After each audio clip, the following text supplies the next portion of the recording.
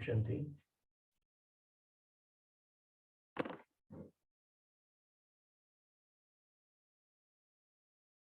थोड़ा के पहले भी शुरू करें।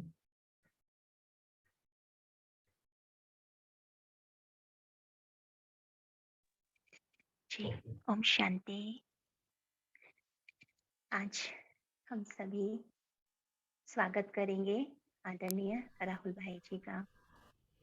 राहुल भाई जी नोएडा से हम सभी के बीच में हैं और पिछले शायद भाई जी 5 वर्षों से अधिक समय से अव्यक्त वाणियों पर गहराई से चिंतन करते हुए हम सभी को अव्यक्त वाणियों के चिंतन में हम कैसे और नवीनता लाएं, कौन कौन सी मेथड हम यूज कर सकते हैं, इसकी ओर हमें ले जा रहे हैं।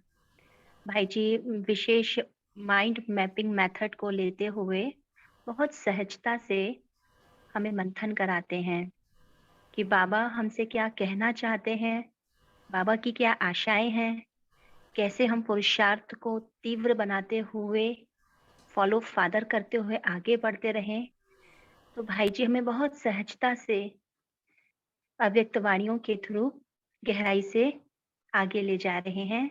अव्यक्त मुरली क्लब में भी भाई जी बहुत अच्छा सभी को मंथन कराते हैं। अव्यक्त मुरली मंथन ग्रुप में भी रिवीजन क्लास लेते आए हैं। तो ऐसे विशेषताओं से भरे राहुल भाई जी आज हमारे साथ हैं। भाई जी इस छोटे से परिवार की ओर से आपका बहुत बहुत तहे दिल से स्वागत है, स्वागत है, स्वागत है।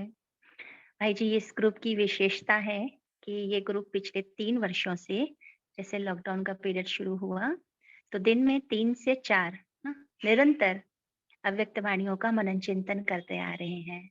इसमें विशेष माताएं हैं जो अपना समय चुराती हैं, इस समय को भी सफल करती हैं।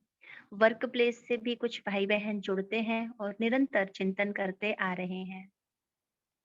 तो ये ग्रुप बहुत ही विशेष है क्योंकि सभी अलग से टाइम निकाल रहे हैं। जो समय रेस्ट का होता है उसमें भी वो चिंतन के लिए समय निकाल रहे हैं। तो इस ग्रुप में भाई जी आपका बहुत बहुत स्वागत है, स्वागत है। आज भाई जी हमें विशेष टॉपिक पर मार्गदर्शन करेंगे।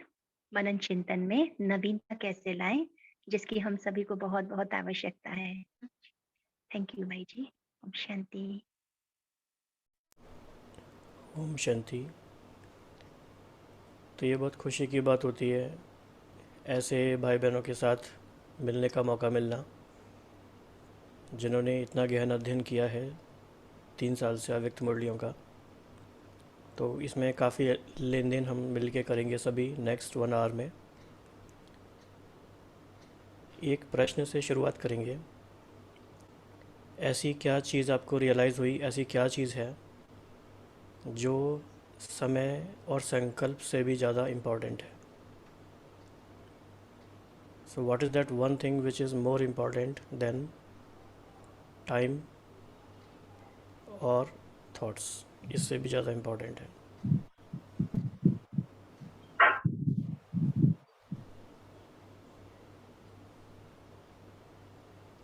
तो चैट बॉक्स में सभी टाइप कर सकते हैं अपना आंसर, और कोई चाहे तो बोल के भी बता सकते हैं। तो जैसे कि एक आंसर आया है अटेंशन, दूसरा आंसर आया है एक्सपीरियंस। और ये हमें ध्यान रखना है, ये बिल्कुल भी इंटेलेक्चुअल डिस्कशन नहीं है, शब्दों की जादूगरी नहीं है। ये प्रैक्टिकली आपको भी रियलाइज़ होगा कि इसका क्या मीनिंग है। ओके, एक और आंसर आया है कि एम हमारा ज़्यादा इम्पॉर्टेंट है। चेक एंड चेंज, पीस, लक्ष्य।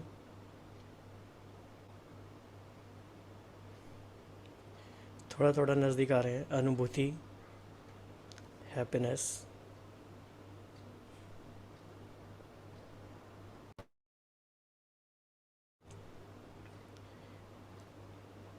सोचिए थोड़ा सा और, ऐसी क्या चीज़ है जो समय से भी ज़्यादा, संकल्प से भी ज़्यादा इम्पॉर्टेंट है?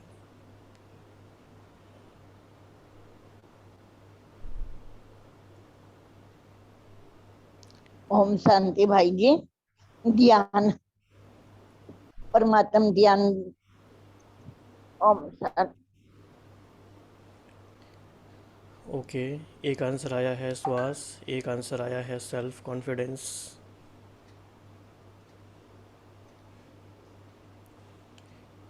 हाँ जी, तो सही आंसर आ गया है वैसे, लेकिन उसको हम डिटेल में गहराई में समझेंगे। स्थिति, तो इसको हम समझते हैं कि क्या प्रोसीजर होता है, ये स्थिति बनती कैसे है, इसके पीछे क्या क्या प्रोसेस है, इसके पहले के क्या प्रोसेस लगते हैं, कितनी मेहनत इसमें लगती है, और जब हम यहाँ तक पहुँचते हैं, राइट। तो क्वेश्चन हमारा क्या है, what is more important then time and thoughts.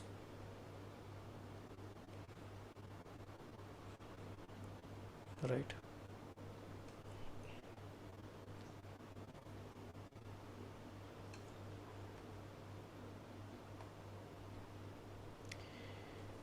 तो अभी आप सभी मिलके साथ साथ में इसको विजुलाइज करते जाएंगे, स्क्रीन पे भी देखते जाएंगे और अपने लास्ट 3 इयर्स के एक्सपीरियंस को भी देखते जाएंगे।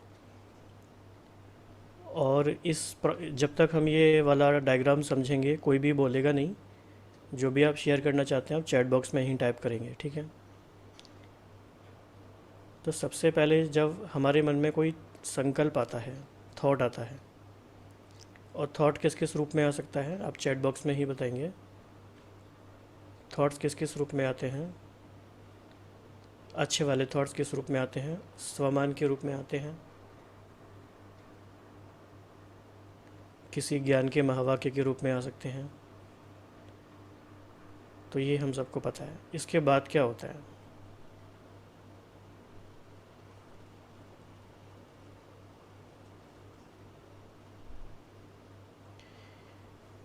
जब वो थॉट आता है तो फिर उस पर हम मनन चिंतन करना शुरू करते हैं।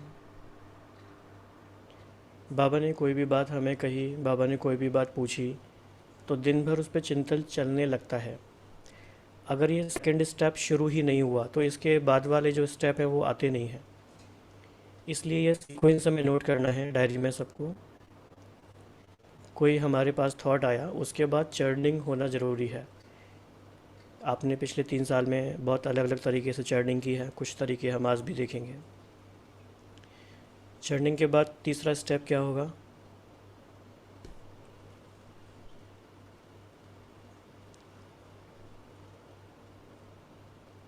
चर्निंग के बाद थर्ड स्टेप क्या हो सकता है, आप चैट बॉक्स में बताते जाइए, सो दैट वी नो कि वी आर कनेक्टेड।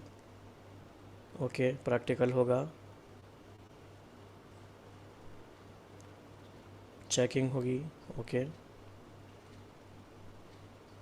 प्रैक्टिस होगी, एक्सपीरियंस होगा, वृत्ति में आएगा, चेंज होगा। तो देख लेते हैं क्या होगा।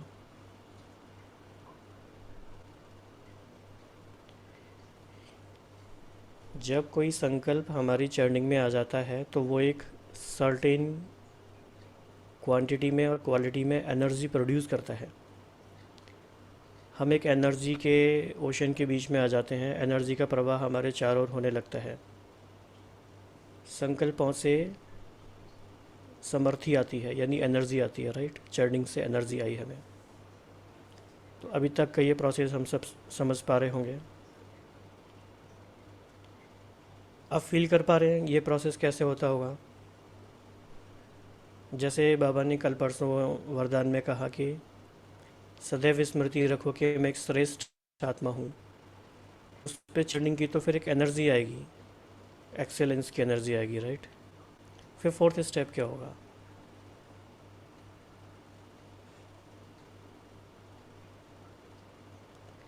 एनर्जी आने के बाद क्या होगा, एनर्जी आती है तो कैसा फील होता है, उमंग उत्साह फील होगा, एम्पावर्ड फील होगा, ऐसा लगेगा कि हम कुछ कर सकते हैं, रेडिएट होगी वो। बहुत अच्छा आंसर है, राइट। ऑरा क्रिएट होगा, खुशी के रूप में वो दिखाई देगा।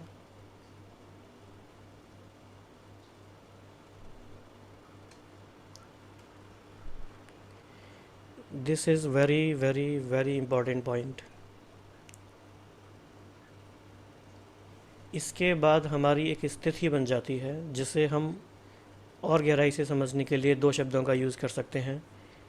एक रिदम बन जाता है अंदर ही अंदर, और एक मोमेंटम क्रिएट हो जाता है। कौन कौन भाई बहन इस बात के संग कनेक्ट हो पाए हैं अभी तक कि ये जो स्थिति है ये रिदम है अंदर का एक, जो एकदम से नहीं बना है।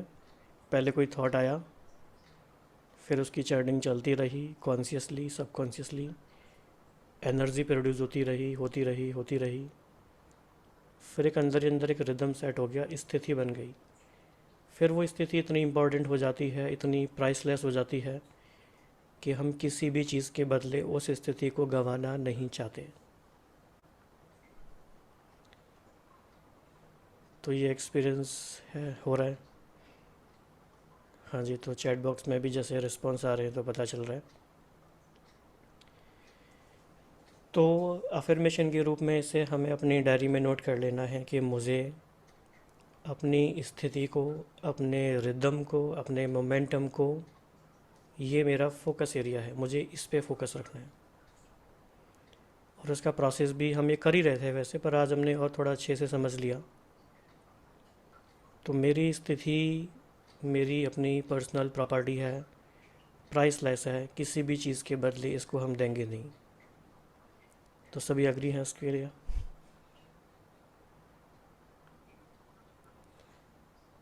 तो बहुत सारे डिफरेंट डिफरेंट तरीके हैं पार्टिसिपेट करने के सेशन में।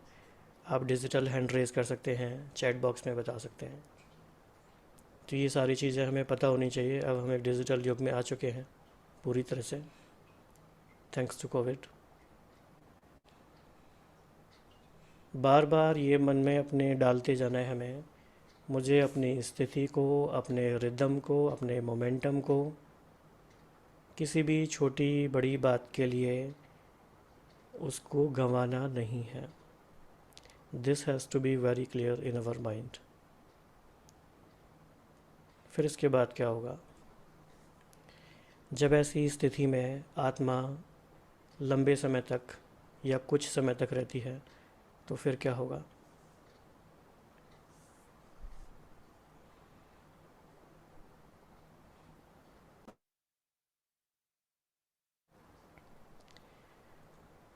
हाँ जी, बहुत ही अच्छे अच्छे आंसर आ रहे हैं। तो जब आत्मा ऐसे रिदम में रहती है तो स्टेबिलिटी आती है लाइफ में, स्वरूप बन जाते हैं, प्रभाव मुक्त हो जाते हैं, परिस्थिति फिर इम्पोर्टेंट नहीं रहती या शक्तिशाली नहीं रहती है, संस्कार बन जाते हैं वैसे, आंतरिक शक्ति बढ़ जाती है, न्यारापन अनुभव होने लगता है।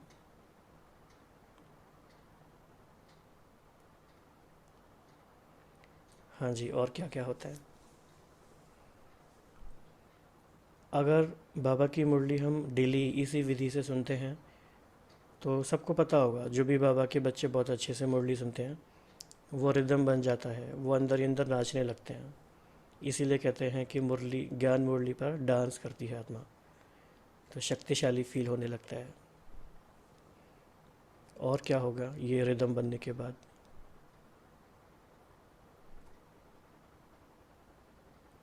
साक्षी दृष्टा बन अचल अडोल रहते हैं।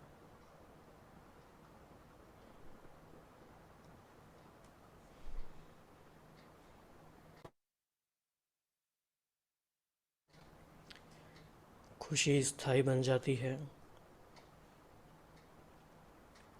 माया जीत हो जाते हैं, देह अभिमान नहीं आएगा। और क्या होगा? वातावरण में फैलता है रिदम। यस, ये बहुत अच्छा पॉइंट है। ये कई बार 18 जनवरी की मुरलियों में आता है, जो रिवीजन के लिए आती हैं कई बार, कि तीव्र पुरुषार्थ की लहर फैलती है। और ये बात मन में आती है कि we feel very very lucky and gratitude आता है, सदा संतुष्ट रहते हैं, निरंतर बाबा से कनेक्ट रहते हैं, पुरानी दुनिया से वैराग्य रहता है, संस्कार एक रस हो जाते हैं,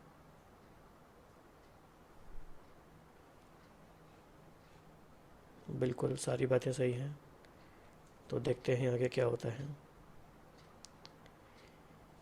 ऐसी आत्मा फिर बाबा कहते हैं सिद्धि स्वरूप बन जाती है, वरदानी मूर्त बन जाती है, मास्टर भाग्य विधाता बन जाती है और नज़र से निहाल करने वाली आत्मा बन जाती है।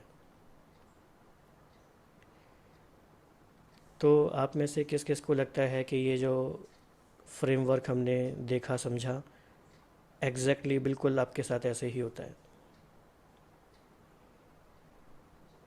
या आपने कभी ना कभी ऐसा एक्सपीरियंस किया है?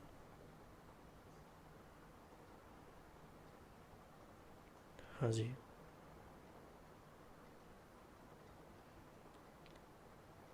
किसी को इंग्लिश के वर्ड्स में प्रॉब्लम तो नहीं है? सभी को ये समझ में आ रहा है ना इजीली?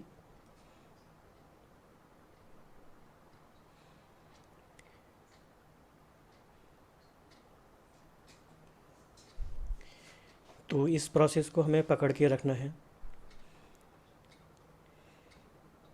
तो इसी से मिलते जुलते बाबा ने कुछ महावाक्य उच्चारे हैं, वो भी हम देख लेते हैं।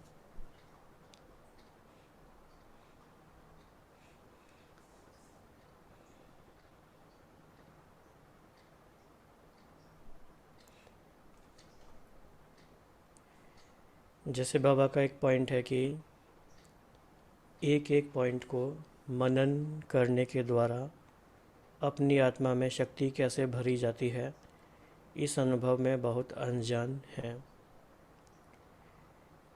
लेकिन आप सभी भाई बहन तो अनजान नहीं हैं, क्योंकि आपने वो सारे एक्सपेरिमेंट्स किए हैं इतने टाइम से बाबा ने जो बताए हैं।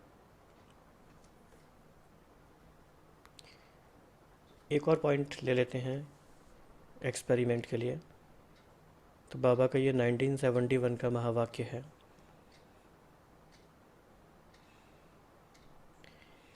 तो सारे विश्व का कल्याण जड़ चैतन्य दोनों को परिवर्तन करना है, कितनी बड़ी जिम्मेवारी है। तो ये एक संकल्प हुआ, महावाक्य हुआ। सारे विश्व का कल्याण जड़ चैतन्य दोनों को परिवर्तन करना है, कितनी बड़ी जिम्मेवारी है। अब इस महावाक्य के ऊपर हम इस मॉडल को अगर अप्लाई करें तो कैसे करेंगे? तो थॉट हमें मिला कि जड़ चैतन्य सबका परिवर्तन करना है, कितनी बड़ी जिम्मेवारी है। तो जब ये संकल्प सुना तो क्या चर्निंग होगी? तो कोई वॉलंटियर करना चाहेंगे, कोई शेयर करना चाहेंगे? ऑडियो से भी शेयर कर सकते हैं।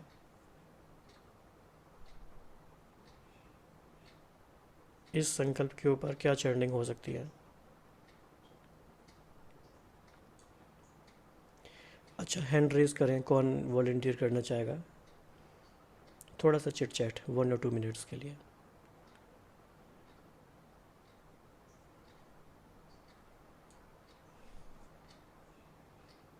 So you can raise your hand.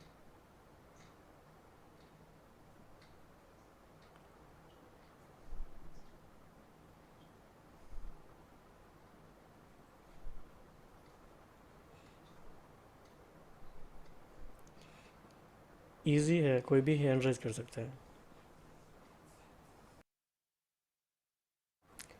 Okay, किसने किया है?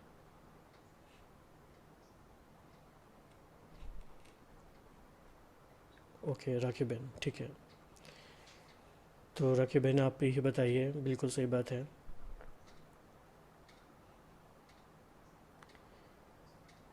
जी। कि तो सारे विश्व का कल्याण। जी। हाँ जी, शेयर कीजिए। तो सारे विश्व का कल्याण जड़ चैतन्य दोनों का परिवर्तन करना है, तो मुझे अपने हर संकल्प पर अटेंशन देना जरूरी है।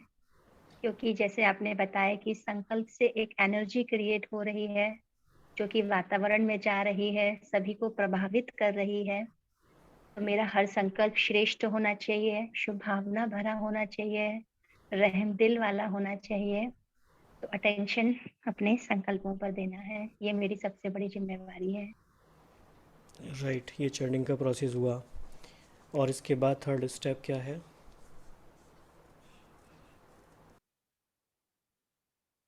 थर्ड स्टेप ये भी है, जैसे एनर्जी है तो हम अपनी जो संकल्प है उस संकल्प से जो एनर्जी क्रिएट हुई, यानी हम वाइब्रेशन पूरे संसार को दें।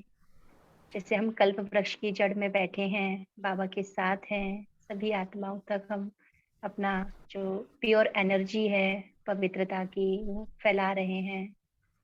तो ये प्रैक्टिस हम कर सकते हैं, अपनी एनर्जी को हम फ्लो करें, राइट। बढ़ाते जाएं। जी।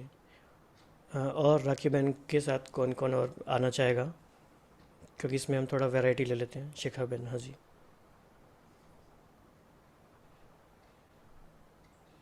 शिखा बहन आप, हाँ, ओके,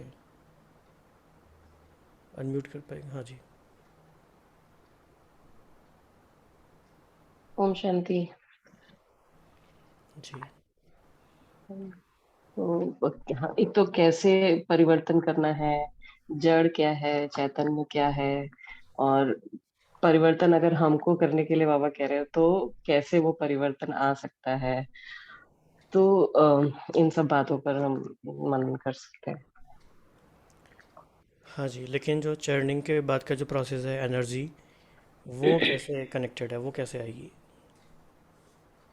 नहीं तो एनर्जी तो हम जब थॉट प्रोसेस में जा रहे हैं, जब हम जो भी सोच रहे हैं तो वो एनर्जी तो क्रिएट हो ही रही है, फिर वो एनर्जी रेडिएट होगी। तो एनर्जी रेडिएशन का हम जितना ज्यादा, जितनी देर तक उस चीज के ऊपर फोकस होकर करेंगे मनन, तो उतनी ज्यादा एनर्जी प्रोड्यूस होगी और उतनी ज्यादा एनर्जी रेडिएट होगी। राइट। और इसमें कोई और ऐड करना चाहते हैं, एक दो भाई बहन? हाँ, गुंजन बहन जी, आप शेयर कर सकते हैं। ओम शांति। एक बहुत ही फेमस प्रोवर्ब है, attention goes, energy flows where attention goes. तो यदि हमें यही स्वमान में स्थित हो जाए कि मैं विश्व कल्याणकारी आत्मा हूँ, मुझे सबका भला करना है, शुभ चिंतन और शुभ भावना देनी है, तो कंटिन्यूस हम वही टर्निंग करते जाएंगे। जो हमारे संबंध संपर्क में आ रही हैं आत्माएं, उनको वो फील होगा हमारे एक्शंस में, तो हम वो रेडिएट करेंगे। जैसे कोई हमारे पास आया, किसी ने हेल्प मांगी, जैसे आज लौकिक में कोई नहीं करते हैं, छोटी सी भी बात होती है तो पीछे हट जाते हैं स्वार्थवश। लेकिन संबंध संपर्क में ना भी हो, किसी की वैसे ही हेल्प कर दी, तो वो एक्शंस में दिखता है, फिर हमारे थॉट्स में रहता है। तो विश्व कल्याणकारी की भावना प्रत्यक्ष रूप में सबके सामने आई जाती है। जी, ओके, इसमें तो बहन शेयर करना चाहते हैं? हाँ जी। ओम शांति। जैसे कि कहा गया है कि energy can not be created and can not be destroyed, तो इसको हम transform but can be transform. तो हम अगर चर्निंग कर रहे हैं तो उसको परिवर्तन शक्ति में, महसूसता की शक्ति में हम कन्वर्ट कर सकते हैं। संकल्प शक्ति से को हम महसूसता की शक्ति और परिवर्तन शक्ति के द्वारा फिर परखने की शक्ति और फिर निर्णय रहने की शक्ति से उसके बाद फिर स्वरूप बनना। तो ये स्टेजेस जब हम कर रहे हैं तो इसमें ये तो हुआ, फिर हम स्वयं का परिवर्तन, लेकिन वो उस वाइब्रेशन से फिर जड़ को भी वो वाइब्रेशन, क्योंकि हम आधार मूर्त उद्धार पूरत है, तो इस वाइब्रेशन से हमारा स्वयं का तो परिवर्तन हो ही रहा है, फिर जड़ का भी परिवर्तन हो ही जाता है, क्योंकि हम डायरेक्ट बीज से कनेक्टेड है। जी। जी, तो इसको हम एक एग्जांपल के द्वारा समझते हैं। मान लीजिए कि आपके घर में दो तीन लोगों का भोजन बनता है डेली, तो उस कार्य को करने की एनर्जी और स्पीड अलग होगी, राइट? आपको अचानक पता चले कि 20 भाई बहन भोजन पे आ रहे हैं, तो क्या होगा? क्या फील करेंगे, क्या होगा? अचानक से एनर्जी आ जाएगी और बहुत सारा काम भी हो जाएगा। जो काम हम डेली कर भी नहीं सकते, वो काम उस दिन हो जाएंगे। यानी जैसे ही जिम्मेदारी बढ़ी तो वो कार्य क्षमता हमारी आ गई हमारे पास। ऐसे ही जब हमें ये पता चलेगा कि जड़ चैतन्य की इतनी सारी जिम्मेदारी पूरे विश्व की हमारे ऊपर है, तो हमें अपने काम करने के तरीक़ों को, सोचने के तरीक़ों को, प्लानिंग को, एग्जीक्यूशन को, सबको एक एक्सपोनेंशियल लेवल पे चेंज करना पड़ेगा। वो फिर 1+1=2 से काम नहीं होगा। तो एनर्जी आएगी तो स्पीड बढ़ जाएगी, सब कुछ फास्ट फास्ट होने लगेगा। तो इस तरह इसको हम सब अप्लाई कर सकते हैं। फोर्थ पॉइंट क्या था?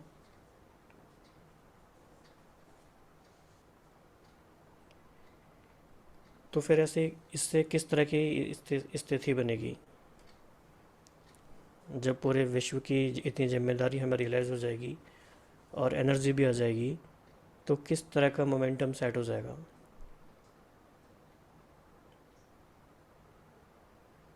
एक स्पोर्ट्स पर्सन भी होता है जिसको ये ख्याल है कि मुझे भारत के लिए ओलंपिक्स में गोल्ड लेकर आना है, मुझे भारत के लिए 1.4 बिलियन के लिए गोल्ड मेडल लेकर आना है, पूरा देश देख रहा है। तो कैसा मोमेंटम सेट होता है? और पूरे विश्व परिवर्तन की जिम्मेवारी हमारे ऊपर है। तो जैसे स्मिता बहन ने कहा, sense of urgency create a जाती है, सेंस ऑफ रेस्पॉन्सिबिलिटी हमारे ऊपर आ जाएगा। तो आपको सबको ऐसा तो नहीं लग रहा बड़ी गंभीर गंभीर बातें हो रही हैं? पता नहीं, हम तो ऐसा सुनने के लिए आए नहीं थे। ऐसा तो नहीं लग रहा किसी को? अगर ऐसा लग रहा है तो उसका भी उपाय है। तो बाबा ने जैसे हमें बताया है कि बाबा गंभीरता का भी सागर है, तो रमणीकता का भी सागर है। तो फर्स्ट हाफ सेशन में तो हमने ये समझा चर्निंग का प्रोसेस। अब सेकंड हाफ में थोड़ा हम रमणीक बातें करेंगे। बाबा को जैसे हम कहते हैं बाबा सागर है, लेकिन आप सबने एक बात नोटिस की होगी, पूरे विश्व में भी महासागर सारा कनेक्टेड तो एक ही है, लेकिन दुनिया में अलग जगह अलग अलग बीचेस हैं, लोग अलग अलग जगह जाते हैं। ऐसा क्यों है? सागर तो एक ही है कनेक्टेड, फिर लोग अलग अलग जगह क्यों जाते हैं? बताइए।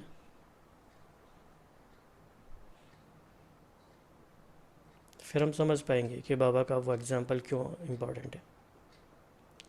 दुनिया में महासागर एक ही है मिला के तो पूरा, लेकिन हम अलग अलग जगह जाते हैं, अलग अलग बीचेस होते हैं वहाँ जाते हैं। क्यों जाते हैं? इजी एक्सेस होती है रोमिंग के लिए, दे वांट चेंज। जी नेहा बहन, आप कुछ कहना चाहते हैं?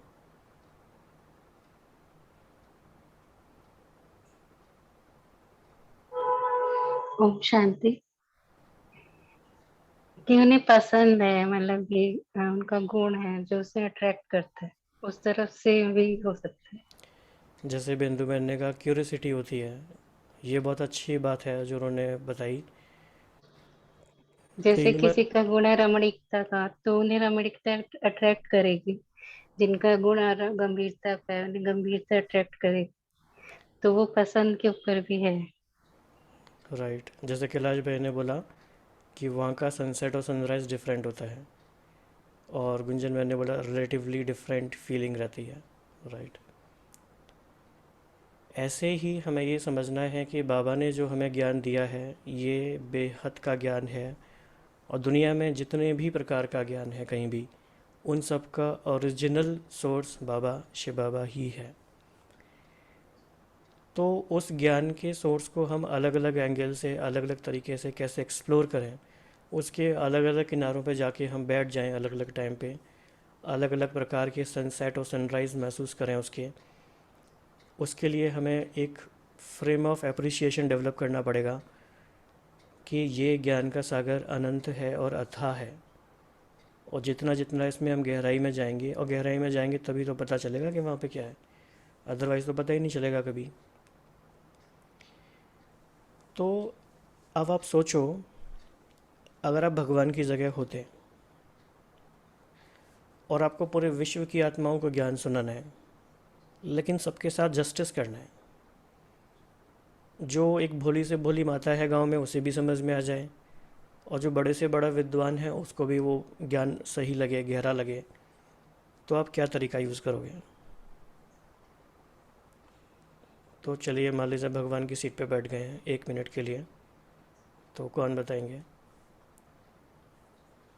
ऐसा क्या तरीका यूज़ करें जो सबको समझ में आ जाए बात।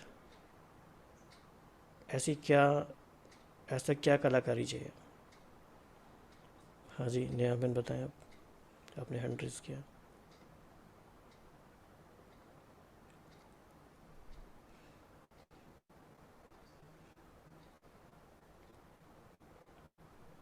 तो 1 मिनट के लिए सभी मास्टर भगवान हैं। तो क्या क्या पॉइंट हैं। स्नेह भरी दृष्टि, सहजता का मार्ग अपनाएंगे। यस, वो सहज मार्ग क्या होगा। सिंप्लिसिटी, लेकिन वो सिंप्लिसिटी कैसे आएगी ज्ञान में, चित्र से। ओके, ये भी सही बात है। ओके, नेहा बहन आप एक बार फिर से हैंड रेज कर दीजिए। हाँ जी।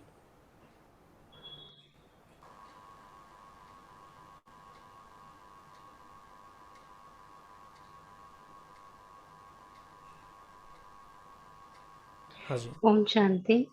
जैसे सूक्ष्म वतन की जो भाषा है, जो मूवी वर्ल्ड है, वैसा ही मतलब चित्र देख के सब समझ जाए, टॉकी ना हो, मतलब भाषा ना हो। बिल्कुल, ये बात भी सही है। हाँ जी, कैलाश भाई कुछ कहते हैं, बताइए।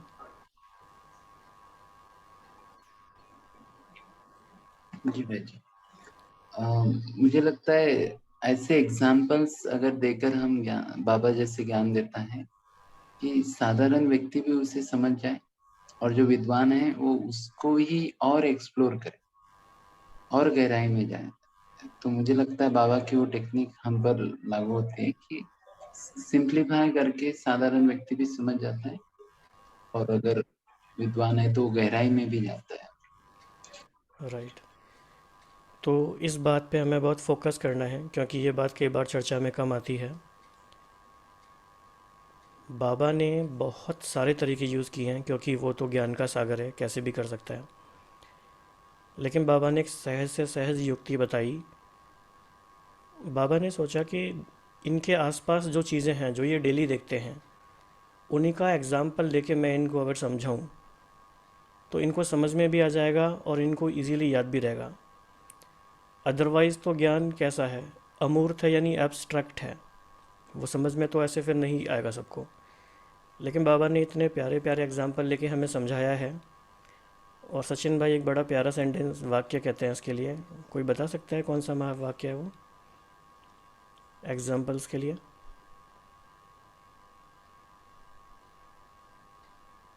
कौन बताएंगे। बाबा एग्जाम्पल्स क्यों देते हैं, या बाबा मेटाफर्स क्यों यूज़ करते हैं।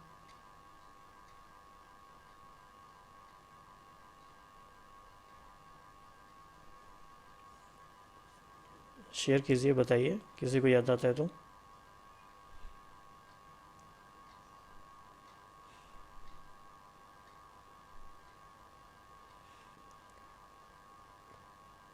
हाँ जी, निधि बहन को कुछ याद आ रहा है, देखते हैं क्या याद आया है। हाँ जी, बताइए। ओम शांति भाई जी। सचिन भाई जी ये कहते हैं कि बाबा इसलिए हमें एग्जाम्पल देते हैं क्योंकि हम इसी दुनिया के हैं ना, तो इसी दुनिया से लेके देते हैं तो हमें जल्दी समझ में आता है। हाँ, तो जो अलौकिक अमूर्त बातें हैं वो इस दुनिया के एग्जाम्पल्स के खूंटे पे टांग के वो हमें समझाते हैं, बात को कनेक्ट कराते हैं। तो बाबा हमारे लिए मेटाफर्स का, यानी कि एग्जाम्पल्स का सागर भी है। तो आज हम थोड़ा रमणीक एग्जाम्पल्स देखेंगे बाबा ने कौन कौन से दिए हैं, कैसे। ठीक है।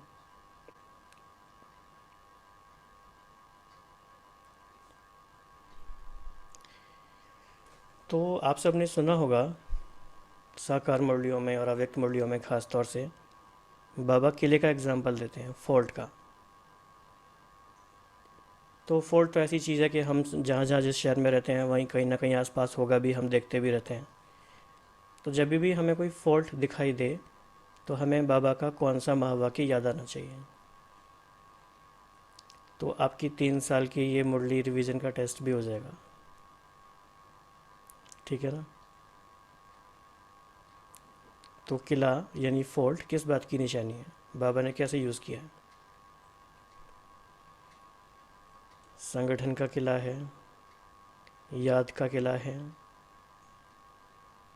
और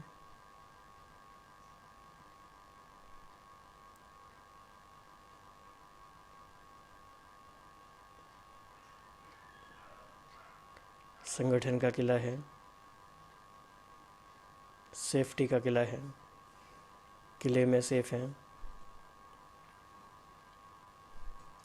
हाँ, बाबा का कोई महावाक्य याद आ रहा है? एक भी लाइन बाबा की महावाक्य एज इट इज़ जो किले के बारे में बाबा ने कही है। जी, अनुराधा बहन ने बहुत इंपॉर्टेंट पॉइंट शेयर किया है। एक एक ईंट महत्वपूर्ण है, और उन सारी ईंटों में से एक ईंट मैं भी हूँ। तो इस किले की सेफ्टी के लिए ज़रूरी है कि मुझे अपने आप को इंटैक्ट रखना है, मजबूत रखना है, राइट प्लेस पे रखना है।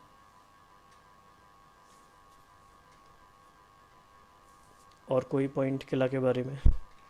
बाबा की याद का किला या वाइब्रेशन का किला फैलाओ। बाबा ने थर्ड संडे के, हर मंथ के थर्ड संडे के मेडिटेशन के लिए भी यही कहा कि एक किले के निर्माण करो वाइब्रेशन का, जिसमें कि सारी आत्माएं अपने आप को सेफ महसूस करें। और कौन सा महावाक्य है?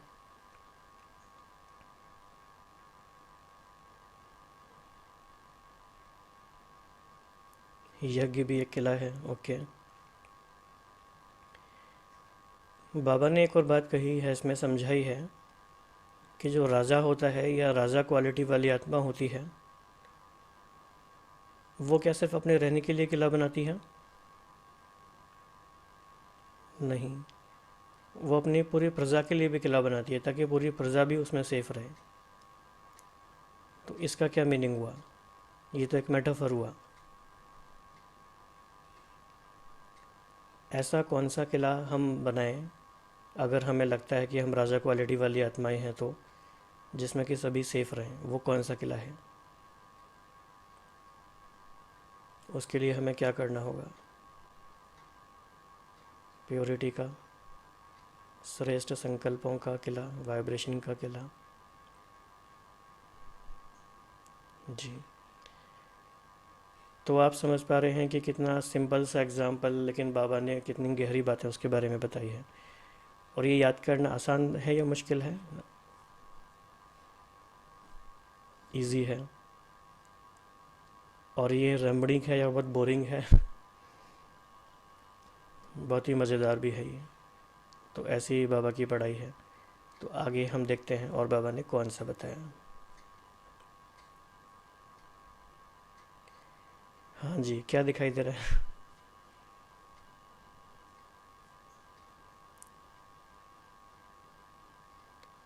अभी स्क्रीन पे क्या दिखाई दे रहा है सबको? चाबी की। तो बाबा ने की के बारे में, चाबी के बारे में कौन कौन सी बातें बताई हैं? आप बोल के भी बता सकते हैं, थोड़ा ज़्यादा रमणीक लगेगा। आप हैंड रेज कर सकते हैं।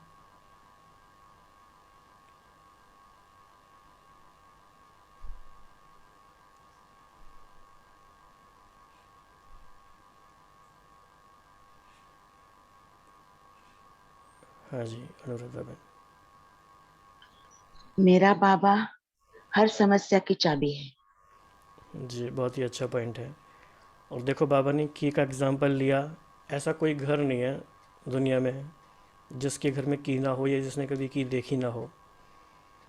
तो कितना सिंपल एग्जांपल लेके बाबा ने कितने गहरे गहरे राज स्पष्ट किए।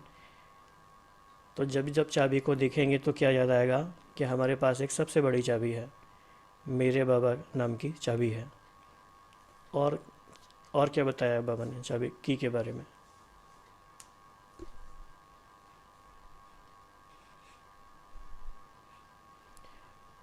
दृढ़ता सफलता की चाबी है, ये भी बताया है। हर ताले की एक चाबी है मेरा बाबा, ये भी बताया है। जी, और क्या बताया है?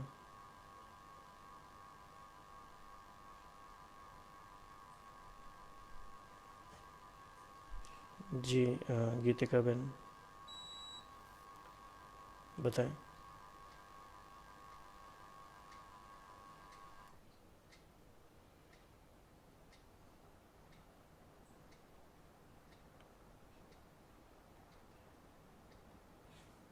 हाँ जी।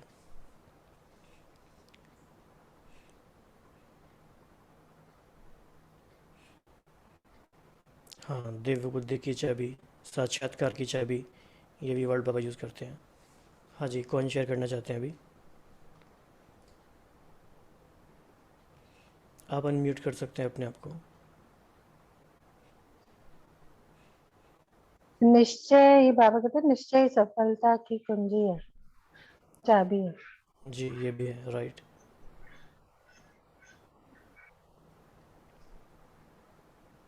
और बाबा ये भी कहते हैं कि सर्व खजानों की चाबी मेरा बाबा, यही शब्द है। हाँ जी, ये वाला पॉइंट हो गया। दिव्य सह दृष्टि की चाबी। दिव्य दृष्टि की चाबी बाबा के पास है, यस। सहज खजानों को जमा करने की चाबी है, दुआएं दो दुआएं लो। राइट। सर्वश्रेष्ठ भाग्य बनाने की चाबी। हाँ, बाबा ने बाबा ने एक और बहुत अच्छा टर्म यूज़ किया है, लव ही लख के लौक की है। बाबा के साथ जो लव है वो लख के लौक की है। कितना प्यारा सेंटेंस है ये। ओम और शांति। और बाबा ये भी कहते हैं कि चेक करते रहो कि चाबी कहीं गुम तो नहीं हो जाती है। हाँ, और माया देख रही है, वो चाबी चुरा के ले जाएगी। बाबा ये भी कहते हैं, राइट। और बाबा ने एक मुरली में कहा था कि बच्चे कहते हैं कि मैं मास्टर सर्वशक्तिवान हूँ, तो ये तो की एक लगाते हैं, लेकिन वो खंडित चाबी हो जाती जब मेरा बाबा भूल जाता है। मतलब करण करावनहार अगर भूल गया तो खंडित चाबी से काम नहीं चलेगा। राइट। और इस चाबी का नंबर क्या है?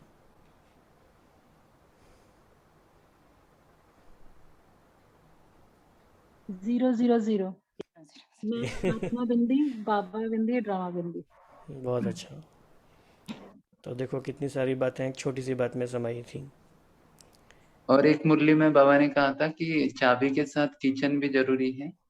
तो मेरा बाबा चाबी थी, तो उसके साथ सर्व संबंधों का किचन जरूरी है, नहीं तो चाबी गुम हो सकती। वाह। ओम शांति।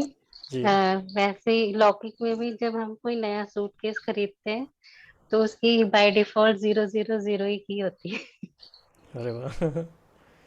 देखो कितनी अच्छी अच्छी ऑब्जर्वेशंस आ रही हैं। नेक्स्ट लेते हैं।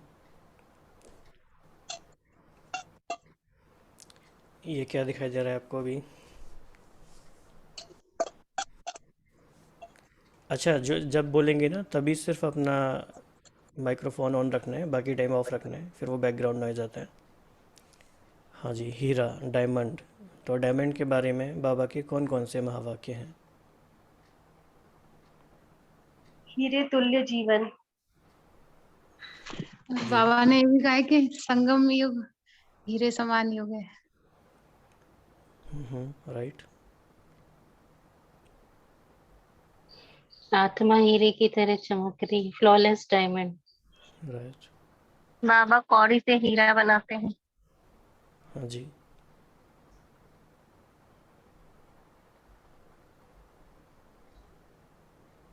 और हीरा हीरा बना कैसे, कौन बताएंगे?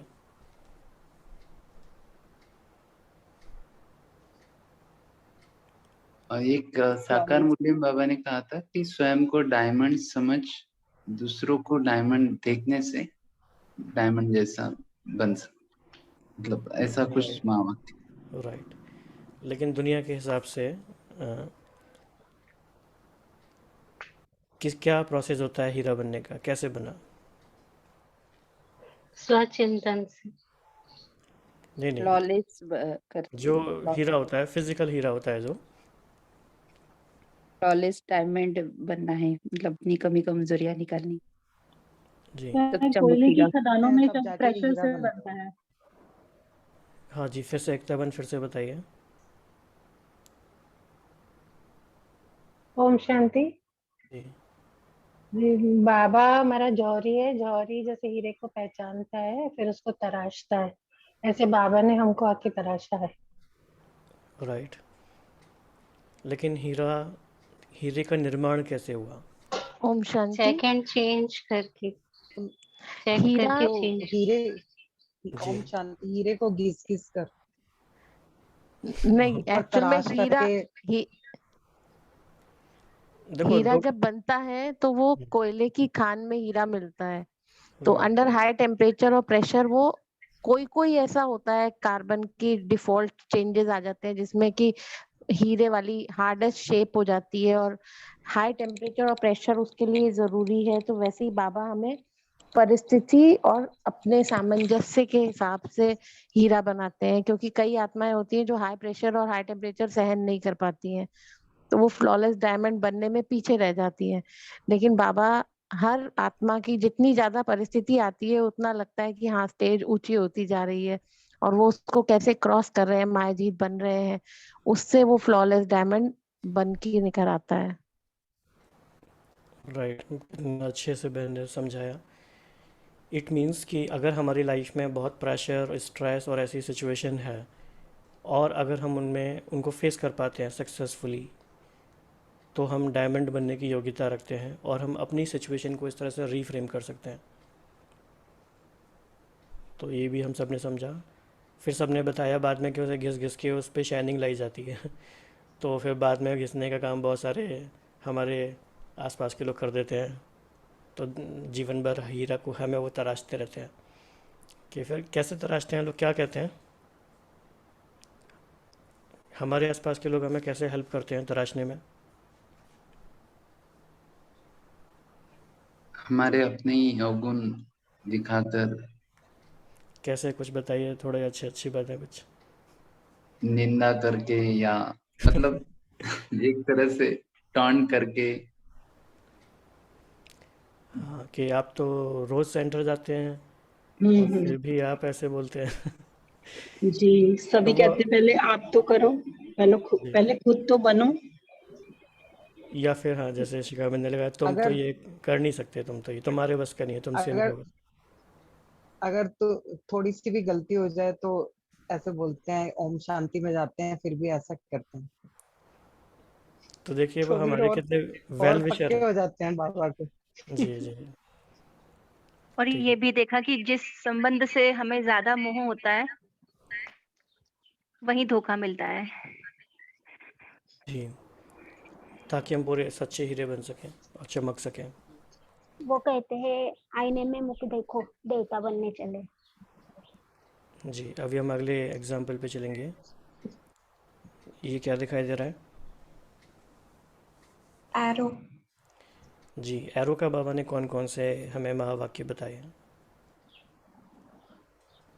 बहुत ही पावरफुल महावाक्य, बहुत पावरफुल। ज्ञान वाण का दिया है, ज्ञान के तीर हैं, और क्या है? बाबा ने कहा है कि अगर बाबा की याद में रहकर किसी को ज्ञान सुनाएंगे तभी तीर लगता है। राइट, बहुत ही अच्छी महावाक्य है ये। भीष्म पितामह जैसे महारथियों को भी ज्ञानवान से मतलब ब्रह्म कुमारियों ने ज्ञानवान से गिराया ऐसे राइट, कहते थे। ये भी आता है साकार मुरली में। वाणी अपने से तो को बहुत वाणी से तो बहुत तीर चलाए, अब साइलेंस के तीर चलाओ। ओके, ये भी बहुत अच्छा है। अपने को आत्मा समझ, सामने आत्मा भाई को देखकर ज्ञान देना है, ये भी तीर लगेगा, बाबा ने बोला। ओके, बुद्धि रूपी तरकश में ज्ञान के तीर भरे रहे, ये भी है। जी, ज्ञान योग के तीर। और कौन सा पॉइंट है? और वो अर्जुन के लिए दिखाते कि उसके पास जो बांध रखने का जो था तरकश, उसमें मतलब वो बांध खत्म ही नहीं होते थे। तो वो भी एग्जाम्पल ले सकते हैं कि हमारे बुद्धि में इतने ज्ञान के रतन हो कि जो कभी मतलब खत्म ना हो जाए। राइट। शिखा बहन, आपने जो लिखा है वो आप बोल के बता सकते हैं, बहुत पावरफुल स्टेटमेंट है वो। जी, तो बाबा ओम कहते हैं शांति। कि ऐसे तीर लगाओ कि वो तीर के साथ ही नीचे आ जाए। हाँ, तो ये बाबा ने एक बहुत ही विशेष प्रेरणा हमें दी है सबको, कि तीर भी ऐसे लगाओ कि तीर सहित जिसको तीर लगाए वो आपके सामने आ जाए। तो ये बहुत गहरे महावाक्य हैं। हालांकि हम बहुत रमणीकता से बड़े मज़े मज़े में इनको समझ रहे हैं, लेकिन बहुत गहराई है हर एक महावाक्य की, और बहुत डिफरेंट डिफरेंट सिचुएशंस में वो अप्लाई होते हैं। तो हमने तीर की बात समझी।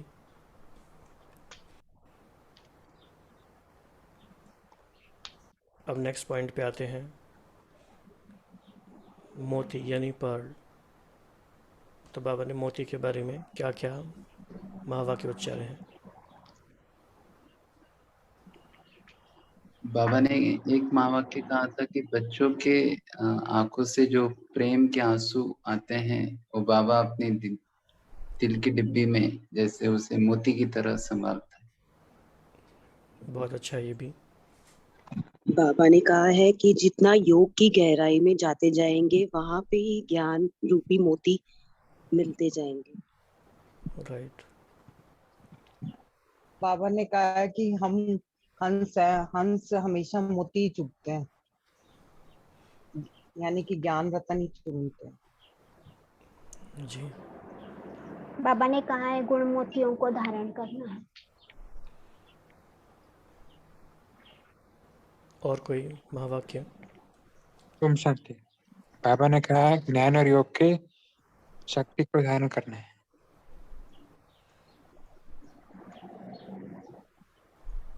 ओम शांति।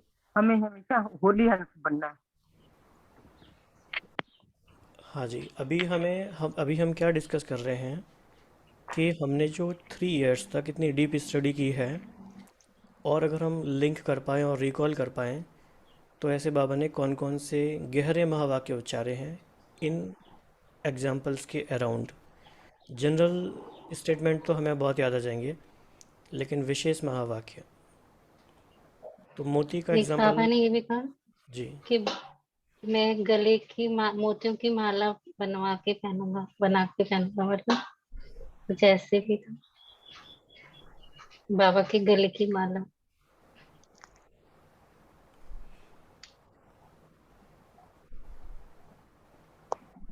जी।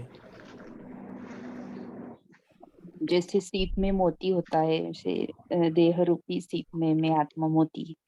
बहुत ही अच्छा, ये बहुत अच्छा आपने बताया। जो हमारा फर्स्ट चैप्टर है, तो उसको समझने में बाबा ने हमें ये बात बताई है, हमें ये हेल्प करती है। जी, गुंजन बहन कुछ कह रहे हैं? जी, जैसे स्वाति नक्षत्र की बूंद बाबा कहते हैं अगर कहीं इधर उधर पड़े तो वो बर्बाद हो जाती है, और सीप में पड़े तो मोती बन जाता है। वैसे ही हमें ज्ञान भी सुपात्र को देख करके देना चाहिए, कि जो उसको नहीं समझे, वैल्यू नहीं करे, उनको ज्यादा बहस में नहीं पड़ना है उनसे। और सर्प के मुख में गिरे तो वह विष बन जाती है। विष बन जाती है। एक बाबा ये भी कहते हैं कि वो हर मोती, अगर माला का मोती सारा इक्वल साइज का नहीं है तो वो माला सुंदर नहीं लगती है और स्पेस भी रह जाता है। तो वो भी कि कैसे हमको संगठन में एक साथ रहना है और सबको एक जैसा बनना है। राइट। तो सबके भाई मन जी, में। जी। इसमें बाबा ने एक मुरली में बोला था कि बाबा 3 तरह की मणियों को देख रहे हैं। बताया था संतुष्ट मणि, और 3 तरह की मणियों को देखा था, परसेंटेज में कम ज्यादा थे। तो बाबा ने बताया था जो संतुष्ट मणियां हैं वो बाबा के मस्तक मणि बन करके चमकती हैं। राइट। मणियों वाला एग्जाम्पल भी लिया जा सकता है। तो जैसे जैसे हम ये डिस्कस कर रहे हैं, तो हमारे मन में ये एक बहुत गहरी अप्रिसिएशन और बाबा के लिए बहुत ही हज़ारों धन्यवाद के भाव मन में आने ही चाहिए, कि कमाल है बाबा का। बाबा ने कितना बेहद का ज्ञान दिया। कई बार जब हम अलग अलग मुरली में पढ़ते हैं तो जो बिग पिक्चर है वो मिस हो जाती है। हम एक मुरली पे इतना फोकस करते हैं कि बाबा ने और क्या बताया आगे पीछे कई बार वो थोड़ा भूल जाते हैं, लेकिन जब हम कंसोलिडेट करके एक साथ बिग पिक्चर की तरह से कुछ चीज़ों को देखने लगते हैं, तब हमें समझ में आता है कि बाबा ने जो दिया है वो कितना इनवैल्यूएबल है और वो कितना गहरा है। तो आप ज़रूर ये कोशिश कीजिए, और जैसे कि आपके 3 इयर्स हो गए तो आपके जैसे कि पूरा कंप्लीट हो जाएगा जब ये सारी मुरलियाँ, तो फिर ये ख्याल आता होगा कि क्या करें। तो कलेक्टिवली भले ही जो भी ग्रुप डिसाइड करे, लेकिन इंडिविजुअली हर एक को लक्ष्य रखना है कि मुझे अपना पर्सनल एक प्रोजेक्ट रखना है कि मुझे अव्यक्त मुरलियों को गहराई से और हर एंगल से उसकी जो बिग पिक्चर है उसको समझना है। तो उसमें एक मेटाफर का तरीका हमने देखा, जैसे ये इसका भी बहुत विस्तार है, मतलब सिर्फ मेटाफर्स का जो तरीका है उसको लेके 6 क्लासेस हो सकती हैं। आज जो हम कर रहे हैं वो तो एक बहुत छोटा सा हिस्सा है उसका, तो बहुत कुछ इसमें ऐसा है जो हम पर्सनली बाद में कर सकते हैं। तो ये सबको याद रखना है कि कमाल है बाबा का कि बाबा ने कितने छोटे छोटे एग्जाम्पल लेके हमें कितनी गहरी बातें बताई हैं। तो अभी और देखते हैं अभी क्या दिखाई दे रहा है। विशेषताएं देखने का चश्मा लगा के रखना है। हाँ जी, और क्या बताया बाबा ने चश्मे के बारे में?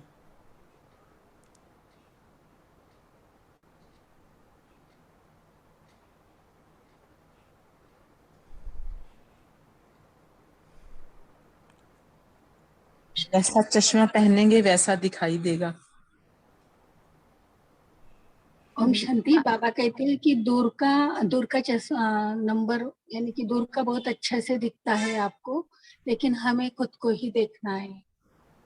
जी, राइट। जैसी दृष्टि वैसी सृष्टि। राइट, ये भी इसमें आ जाएगा।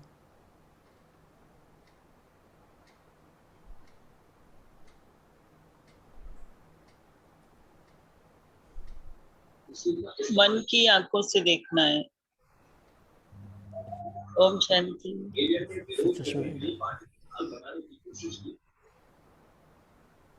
एक आंख में मुक्ति, एक आंख में जीवन मुक्ति रहे। त्रिशूल अब मेरा है और मैं अब मैडेलिन का बदला लेने के लिए तुम्हें खत्म कर दूं।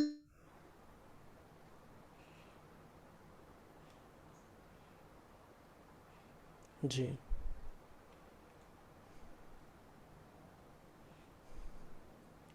और कुछ याद आ रहा है किसी को? ध्यान का चश्मा पहनकर हमें सबकी विशेषताएं देखनी है, अवगुण नहीं देखने हैं। ओम शांति। एक बाबा ने कहा है जैसे लोग लाल या हरा चश्मा लगा के देखते हैं, वैसे ही कल्याणकारी का चश्मा, तीसरी नेत्र जो है वो कल्याणकारी के है, वो ऐसे देखना। ये बिल्कुल एग्जैक्टली ऐसे ही शेयर करना है जैसे भी बहन ने शेयर किया कि बाबा का महावाक्य हमें एज इट इज़ याद आ जाए कि बाबा ने इसके बारे में क्या कहा हुआ है। राइट, तो क्योंकि समय कम है तो हम आगे चलेंगे धीरे धीरे। तो दूसरा ये दिखाई दे रहा है आपको, पर्दा। और कल्याण के पर्दे के पीछे कल्याण छुपा हुआ है। बहुत ही अच्छा। और क्या क्या याद आ रहा है सबको? पर्दा गिरता है तो सभी आत्माएं अपना पार्ट प्ले करके वापस चली जाती है। जी, और क्या क्या याद आता है? शांति। बाबा कहता है कि अगर पर्दा खुलेगा विश्व स्टेज का, तब क्या आप मेकअप में बिजी रहेंगे? तो हमें अभी से पुरुषार्थ करेंगे, तो जब लास्ट वाला पर्दा खुलेगा तो बाबा कहता है कि तब मेरे सारे बच्चे स्टेज पर बहुत सुंदर दिखाई देंगे। ओम शांति। बिल्कुल, तो हमें क्या अफर्मेशन क्रिएट करना है कि इससे पहले कि पर्दा उठे फाइनली प्रत्यक्षता का, मुझे उससे पहले तैयार रहना है। ऐसा नहीं होना चाहिए मेरे साथ इतनी पुरुषार्थ के बाद भी कि पर्दा खुल जाए और हम तैयार ही हो रहे हैं। तो अगेन हम पिछले वाले फ्रेमवर्क में जाते हैं कि उस संकल्प को चर्निंग करके मुझे इतनी एनर्जी प्रोड्यूस करनी है कि मेरा रिदम सेट हो जाए और हम सिद्धि स्वरूप बन जाएं। सिर्फ हम अगर उसी लेवल पर रह गए कि हमने सुना और फिर हमने सुना दिया, तो फिर वो अच्छा तो है क्योंकि हम बहुत सारी चीज़ों से बच रहे हैं, लेकिन उससे वो पर्पस सॉल्व नहीं होगा जो बाबा हमें देखना चाहते हैं। राइट, तो बहुत ही अच्छा बता रहे हैं आप सभी। और पर्दे के पीछे और बाबा ने क्या बताया? हाँ, बाबा ने ये भी बताया कि 100 पर्दों के पीछे डबल विदेशियों ने बाबा को पहचाना। राइट। एक बाबा ने कहा है कि अगर प्रत्यक्षता का बटन दादियों के हाथ में है तो हमें सहयोगी बनना है। राइट जी।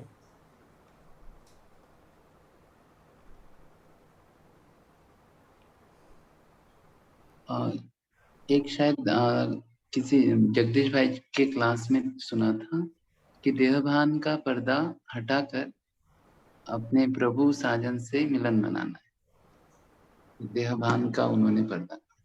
राइट, ये भी ठीक है। ठीक है, नेक्स्ट। अच्छा, ये जो मेटाफर ऊपर वर्ड लिखा हुआ है तो सभी भाई बहनों के लिए फिर से बता देते हैं। मेटाफर का सिंपल मीनिंग होता है एग्जाम्पल्स।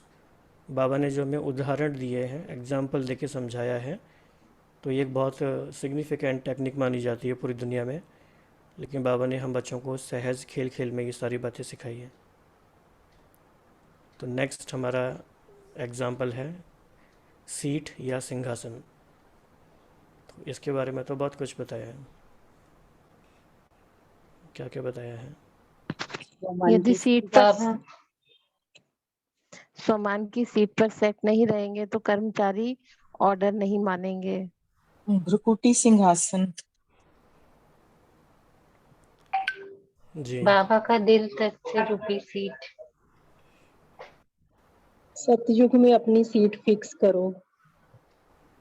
हाँ, देखिए, हमें बताना है बाबा का क्या महावाक्य है एग्जैक्टली, क्योंकि हमने 3 इयर्स में इतने नोट्स तैयार किए होंगे, इतना हमें अभ्यास हुआ होगा कि बाबा का वो गहरा महावाक्य क्या है सीट के बारे में। वो वरदान के रूप में भी हो सकता है। ओम शांति। बाबा कहते हैं मास्टर सर्वशक्तिमान की सीट पे सेट रहो तो सारे कभी सारी भी ये ना कभी भी कोई संशय आ नहीं सकती। सारी शक्तियां जी हाजिर करेंगी। जी।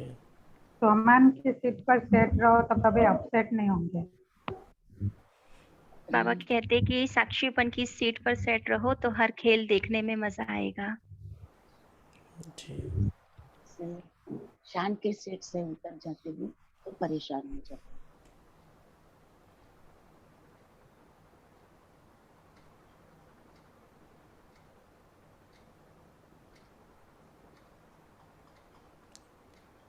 और कौन सी सीट है?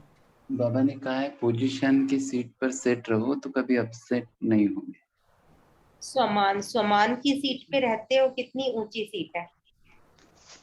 बाबा अकाल तख्त भी बताते हैं। जी जी, अकाल तख्त भी है। तो सम्मान के सीट पर रहो तो सम्मान सत ही मिलेगी। राइट, ये बहुत ही अच्छा पॉइंट है, बहुत कनेक्टेड पॉइंट है, डीप है ये पॉइंट।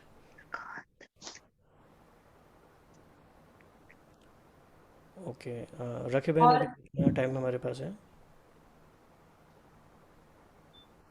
भाई जी, आप लेना चाहें तो आगे ले सकते हैं थोड़ी देर और। ठीक है।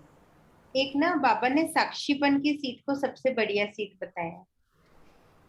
राइट, साक्षीपन की सीट की बहुत महिमा है। उस पर सेट रहेंगे तो बाबा ने कहा है कि एक तो हर कर्म एक्यूरेट होगा, पूरा विश्व का सारी बातें खेल लगेंगी और सारी समस्याएं उसके नीचे दब के ख़त्म हो जाएंगी। तो ये बहुत ही पावरफुल इम्पॉर्टेंट टॉपिक है। हाँ जी, और कुछ रहा सीट के बारे में?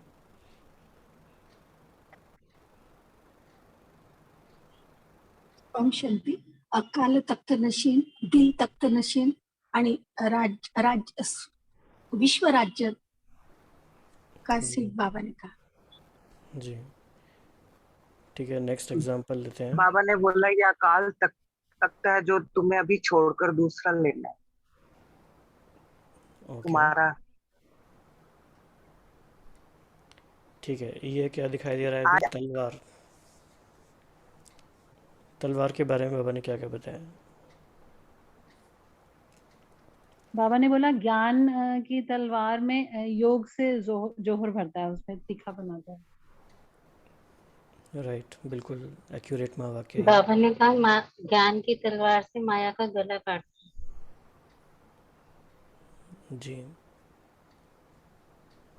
और क्या है? ज्ञान की तलवार को योग का जौहर जरूर चाहिए। किसी के पास अगर तलवार हो, काफी है ये? नहीं, उसकी धार लगानी चाहिए रोज। चलो धार भी हो। उसको योग रखने के लिए भी जो क्या कहते हैं उसको, वो भी चाहिए। बाबा कहते तलवार चलानी आती है, चलानी आती है, प्रैक्टिस करनी पड़ेगी रोज। इसलिए सिर्फ होना काफ़ी नहीं है, उसको चलाने के लिए भी अभ्यास ज़रूरी है। तो बेसिकली ये जो आपका 3 साल से ग्रुप सेशन चलते रहे हैं, उसका पर्पज़ यही रहा होगा कि ज्ञान की तलवार को चलाने की प्रैक्टिस है डेली वो। तो बहुत अच्छी प्रैक्टिस सबकी रही है। हाँ जी, और क्या पॉइंट हो सकते हैं तलवार में?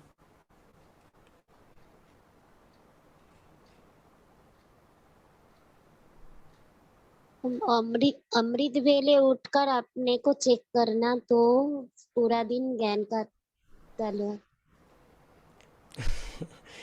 नहीं, ये तो ठीक है, चलो ठीक है। नेक्स्ट पॉइंट देखते हैं। ओम शांति। रस्सी जी। जैसे पति बोलते हैं कि एक म्यान में 2 तलवार नहीं रहती, हाँ, ऐसे मेरा तो सिर्फ एक बाबा, दूसरा न कोई। देखो कितनी अच्छी बात है। गृहस्थ व्यवहार में रहते ज्ञान की तलवार बीच में रखो तो सेफ्टी रहेगी। Okay, right. और तलवार जब चलाते हैं तो साथ में क्या होता है? कोई हम पे तलवार से हमला ना करे, उसकी भी तो हमें ध्यान रखना पड़ेगा। ड्रामा की ढाल भी चाहिए। ढाल भी, ज्ञान का कवच, और ड्रामा ड्रामा ढाल की ढाल। जी। और रस्सी किस बात की है? स्नेह की रस्सी, बाबा से स्नेह और बाबा, सहयोग की। ओके, बाबा को बांधना है इस रस्सी से? किसको बांध रहे हैं? बाबा को बांध रहे हो। बांध सकते हैं, बाबा ने कहा ठीक है। बुद्धि को बाबा को तो प्यार की परमधाम में डोर से बाबा कहते हैं कि बुद्धि को परमधाम में लटका दो रस्सी से। ओके, और क्या है? बाबा कहते फांसी पर लटके रहना है, ऊपर याद की फांसी हाँ जी। रस्सी से।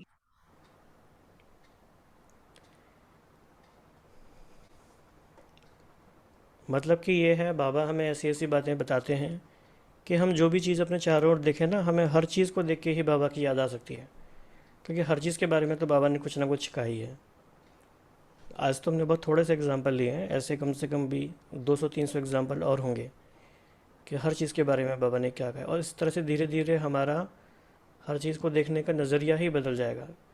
हर चीज़ से गुण हमें कैसे उठाना है।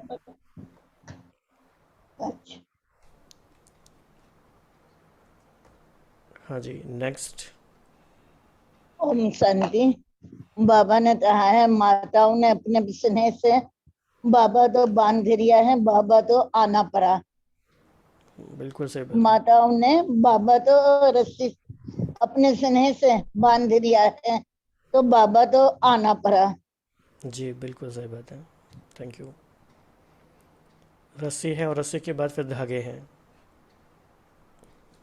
तो किस बात के धागे? स्नेह की डोर, बाबा ने कहा जो माला बनेगी वो स्नेह की डोर से ही बंधी होगी। हम्म। और क्या बताया बाबा ने धागों के बारे में?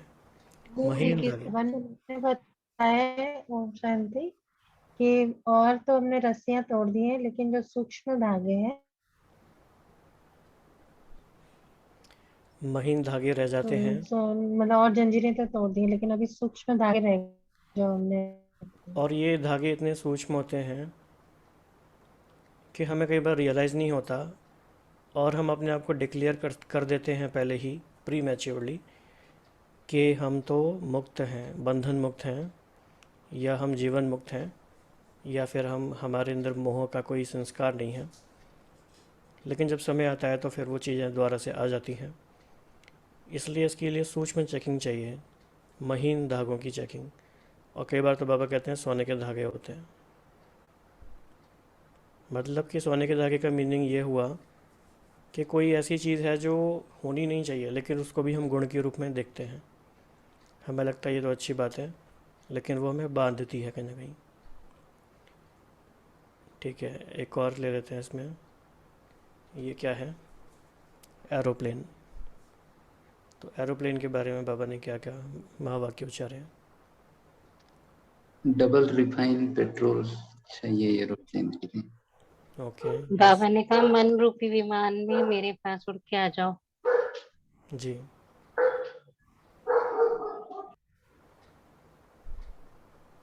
बाबा ने कहा स्वर्ग में तो सबके पास अपने अपने पर्सनल विमान होंगे। राइट, जी, ये भी सही है। बाबा ने कहा कि ऊंची स्थिति के विमान पर बैठकर देखो तो हर बात बहुत छोटी दिखाई देगी। जी, बहुत अच्छा पॉइंट है ये। और मधुबन को बाबा ने एरोड्रम कहा था कि वहां से सारे प्लेन टेक ऑफ होते। राइट, शांतिवन को।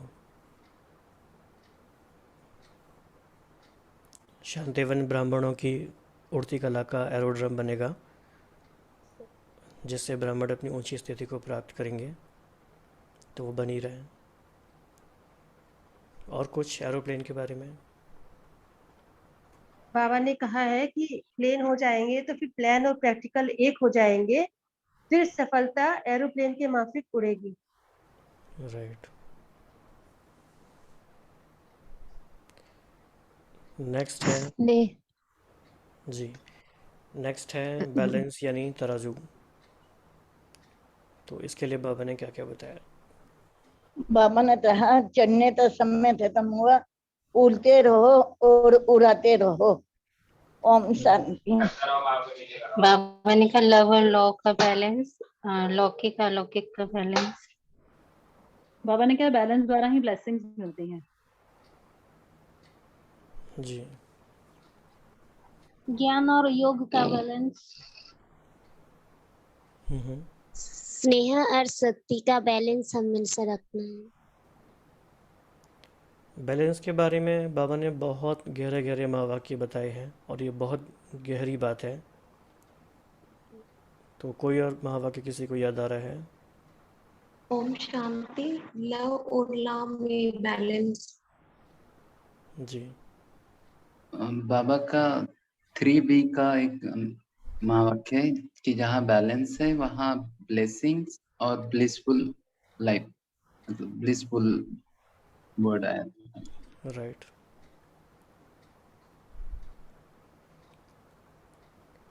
तो अगर हम देखें ना, तो ऐसी बहुत सारी मुरलियाँ हैं जिसमें बाबा ने बैलेंस के बारे में पूरी मुरलियाँ ही इस पे चलाई हैं लगभग।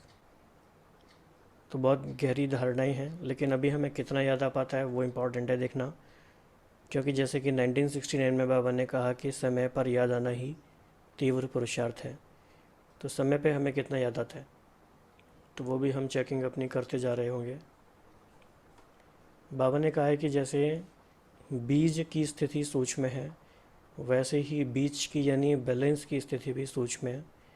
यानी बैलेंस क्या है किस सिचुएशन में, ये बहुत ही शांत मन से ही हम समझ सकते हैं कि मेरा बैलेंस कैसे बिगड़ रहा है, कब बिगड़ रहा है। जब बिगड़ रहा होता है तब पता नहीं चलता, बाद में समझ में आता है कि बैलेंस गड़बड़ हो गया। ऐसे ही बहुत और भी बातों का बैलेंस है जो भी हमने डिस्कस नहीं किया यहाँ पे, लेकिन बाबा आप कहते हैं जी। कर्म और योग का बैलेंस होगा तो सेवा स्वतः होती रहेगी। राइट, ये भी है।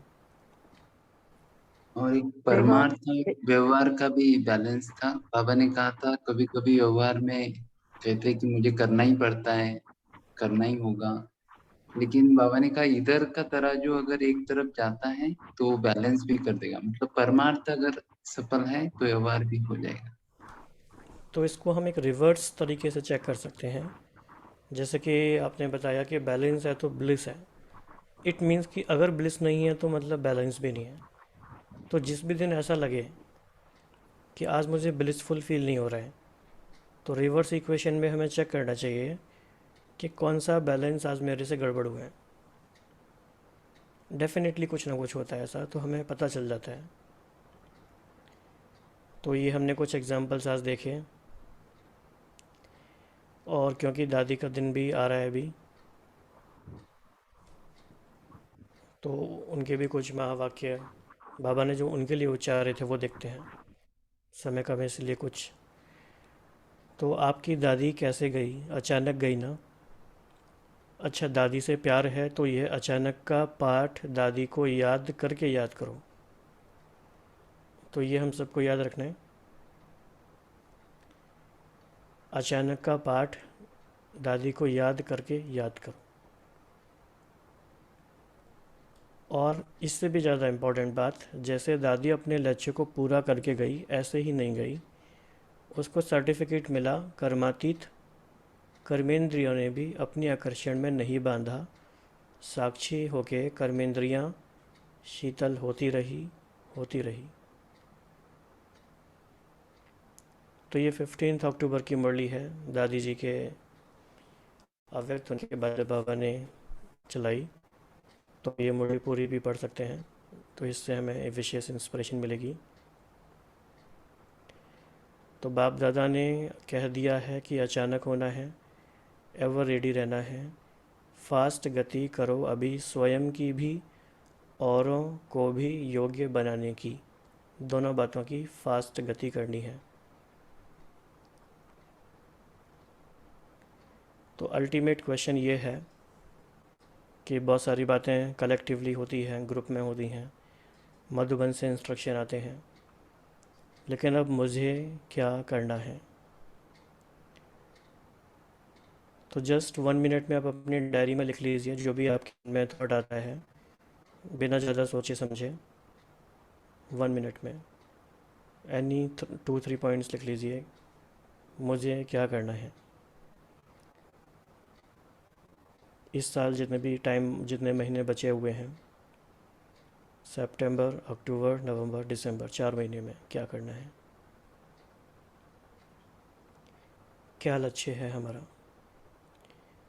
या फिर पर्सनली मेरा लक्ष्य क्या है। कोई मुझे कहे या ना कहे, ग्रुप में सभी करें या ना करें, पर मुझे क्या करना है।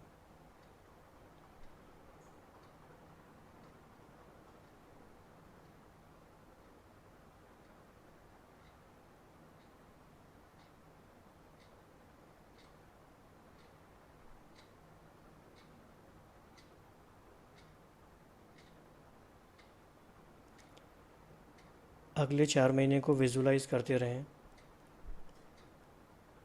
कि मुझे अपने टाइम को, अपने थॉट्स को, अपनी एनर्जी को,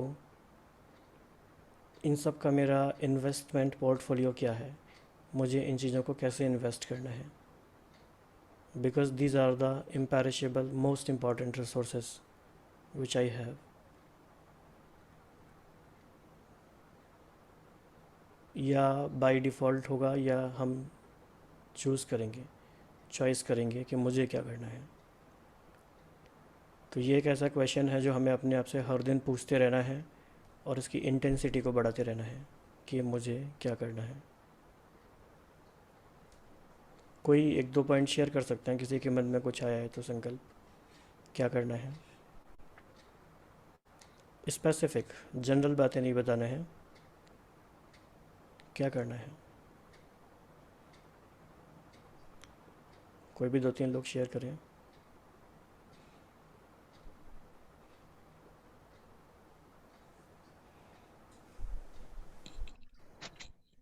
ओम शांति। जैसे हम अव्यक्त वाणी की स्टडी कर रहे हैं तो हर मुरली में बाबा की ये आश रहती है कि हम बाप समान बने, तो उसकी स्पीड तीव्र हो। हमें तो बाप समान बनना ही है, तो हमें उसके लिए मेन है अपने चेहरे और चलन से प्रत्यक्षता का झंडा लहराना है। तो मुझे अब इसी पर ज्यादा फोकस करना है। राइट जी। और कोई शेयर करना चाहेंगे?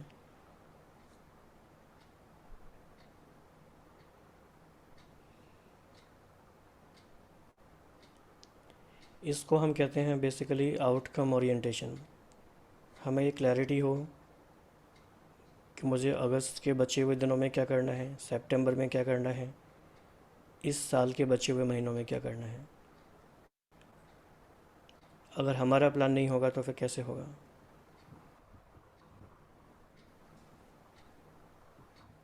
जी, किसी को मुझे और कर्मातीत स्थिति तक पहुंचना ही है और मुझे एक एक सेकंड की वैल्यू रखनी है।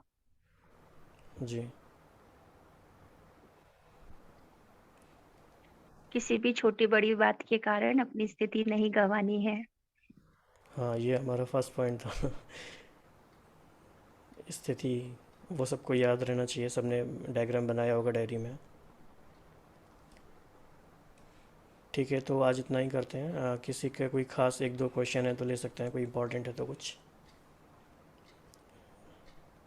या फिर जैसे भी आप कहें। कोई पूछना चाहते हैं तो भाई पूछ जी सकते चैट हैं। बॉक्स में आए हुए हैं क्वेश्चन 2। ओके, क्या है? डेली अव्यक्त मुरली पढ़ना और उसको माइंड में रखना मुश्किल लगता है, क्या करें? ओके, उसका एक सिंपल आंसर ये है कि फिर ग्रुप में करें। अगर अकेले मोमेंटम नहीं बन पाता है तो ग्रुप में स्टडी करें और सभी के तरीक़ों को ऑब्जर्व करें कि कौन कैसे कर रहा है। फिर धीरे धीरे आपको समझ में आएगा कि कौन सा वाला तरीका आपके लिए ज़्यादा सूटेबल है अकॉर्डिंग टू योर कैपेसिटी। एक और और प्रश्न भी है। ये कम समय में नए आए पुरुषार्थी मुरली कैसे कवर करें? तो उसका भी आंसर यही है कि अपना प्लान बना सकते हैं कि अगर हमें ईयर वाइज कवर करना है तो सेलेक्ट करें कोई भी ईयर, जैसे कि 69 से कर सकते हैं, या फिर जिस ग्रुप के संग हम जुड़े हैं वो ग्रुप कौन सा ईयर को फॉलो कर रहा है। जैसे कि राखी बहन के साथ ही अगर देखा जाए तो बहुत सारे ग्रुप्स हैं। किसी में हम 81 की मुरली कर रहे हैं, किसी में हम 2014 की मुरली कर रहे हैं। तो वो उनसे हम डिस्कस करके गाइडेंस लेके किसी भी ग्रुप के संग अटैच हो जाएंगे तो फिर वो रेगुलरिटी मेंटेन हो जाएगी। और बाकी खुद से तो कर ही सकते हैं। ओम शांति भाई जी, एक बात पूछना चाह रही थी कि अगर घर में जैसे मतलब कोई शादी वगैरह का फंक्शन हो तो उस समय हम कैसे मतलब करें मैनेज अपने इसको, और जब पूरी जिम्मेदारी आपके ऊपर हो। तो आज का सेशन एक्सक्लूसिवली अव्यक्त मुरली पे फोकस के लिए ही रखा गया है। और बाकी आपका जो क्वेश्चन है बहुत इम्पॉर्टेंट है। वो आने वाले टाइम में जैसे और सेशंस होंगे तो उसमें राखी बहन राइट टाइम पे उसे सॉल्यूशन मिल जाएगा। ओम शांति भाई जी, बाबा ने जो मुरली में हमें ड्रिल बताई थी, लास्ट वाली मुरली में जब बाबा की अमृत वाणी चली थी तो उसमें ड्रिल बताई थी अप डाउन की, तो वो हमें करना चाहिए रोज, उससे हमारी स्थिति अच्छी होगी। हाँ, हमें कोई ना कोई अभ्यास डेली करना चाहिए, कोई ना कोई ड्रिल्स डेली करनी चाहिए। और जो हमारी उस दिन की सिचुएशन के अकॉर्डिंग ज़्यादा फिट हो, अगर वैसा करेंगे तो रिज़ल्ट्स ज़्यादा इफ़ेक्टिव हमें मिलेंगे। तो वो हम कर सकते हैं। ठीक है जी, थैंक यू सो मच सभी का शेयरिंग करने के लिए, इंटरैक्टिव पार्टिसिपेशन करने के लिए। और सभी को एक दूसरे से इंस्पिरेशन मिलती है। सभी बाबा के बच्चे इतना प्यार से स्टडी करते हैं। तो आज इतना ही। शांति भाई जी, ओम शांति। भाई जी, मुझे हमारा ये ग्रुप जो है इसके लिए 2 शब्द कहने हैं कि मैं तो कभी सेंटर गई नहीं भाई जी, मैं जो भी ऑनलाइन ही जो भी मुझे समझ में आया उतना ही किया। मुझे अव्यक्त वाणी बिल्कुल भी समझ में नहीं आती थी, ना समझती थी। मैं सिर्फ उसे इंस्ट्रक्शंस ऐसा ही देखती थी, यानी कि उसमें कुछ जो बाबा का स्नेह जो है, जो प्यूरिटी जो वो मैं स्वयं के अंदर नहीं धारण कर पा रही थी। लेकिन ये मुरली मंथन ग्रुप में मैं बस सुनती हूँ, मैं देखती हूँ, कभी कभी 2 शब्द कह भी देती हूँ अपना परिवार समझकर। कभी गलती भी हुई होगी, कभी नहीं समझ में आया होगा, लेकिन इन सभी गुंजन बहन, राखी बहन, अनुराधा बहन, इन लोगों ने मुझे तो बहुत अच्छे से बड़े प्यार से संभाला है बाबा के परिवार ने, और मुझे बहुत अच्छा लगा। थैंक यू राखी बहन, थैंक यू गुंजन बहन, आप सभी का बहुत बहुत धन्यवाद। धन्यवाद बाबा। और देखो ये इस बात ग्रुप से ही मुझे योग भी समझ में आया। अभी मुझे समझ में आता है कि मेरा विजुअलाइजेशन पावर बहुत अच्छा है, मैं तो ये भी कर सकती, मैं तो ये भी कर सकती, ऐसा अब मुझे थोड़ा थोड़ा समझ में आ रहा है, और मैं बहुत खुश हूँ इस ग्रुप के साथ। ये तो बहुत अच्छी बात है। देखो राखी बहन से पहले भी डिस्कशन हुआ है इस बारे में कई बार कि ये कितनी कमाल की बात है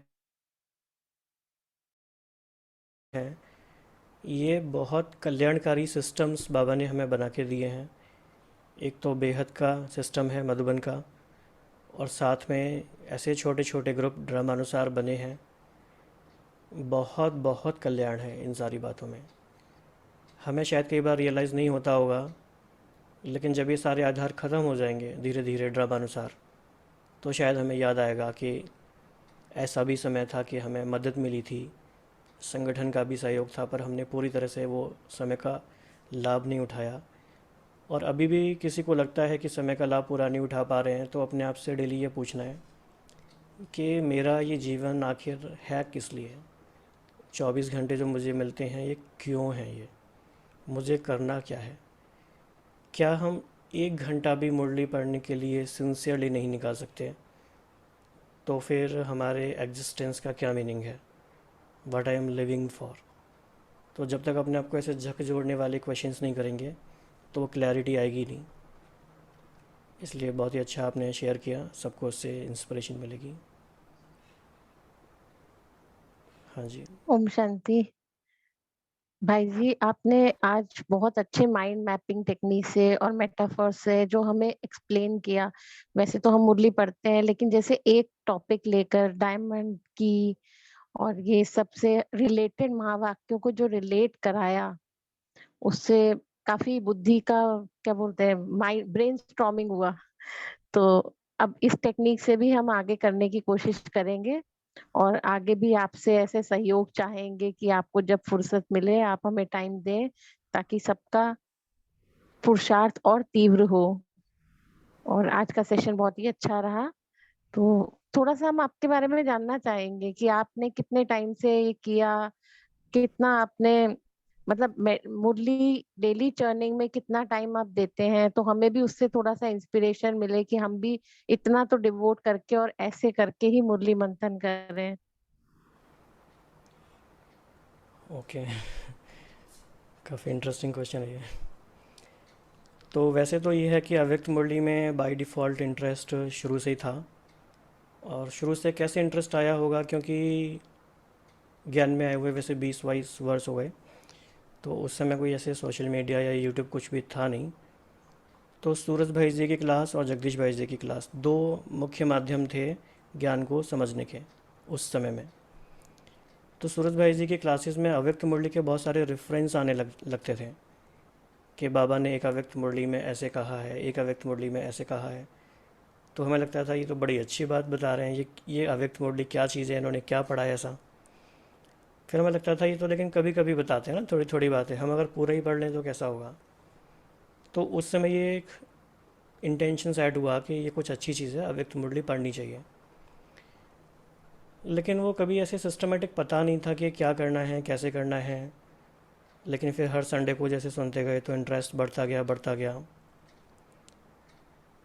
फिर बीच बीच में जैसे कभी हम ORC जाते थे, तो वहाँ पे आशा दीदी वगैरह ऐसे इंस्पायर करते थे कि जब भी आप ORC आते हो तो कोई एक संकल्प लेके जाओ। क्या संकल्प लेके जाओ वो आप चूज़ करो, हम नहीं बताएंगे। तो वहाँ पे एक बार हमने ऐसे संकल्प लिया था करीब आज से 6 साल पहले कि अव्यक्त मुरली सारी पढ़नी है, पूरी पढ़नी है, अच्छे से पढ़नी है। लेकिन उसका कोई एक्शन प्लान नहीं बना, तो फिर वो एकदम से अप्लाई भी नहीं हुआ।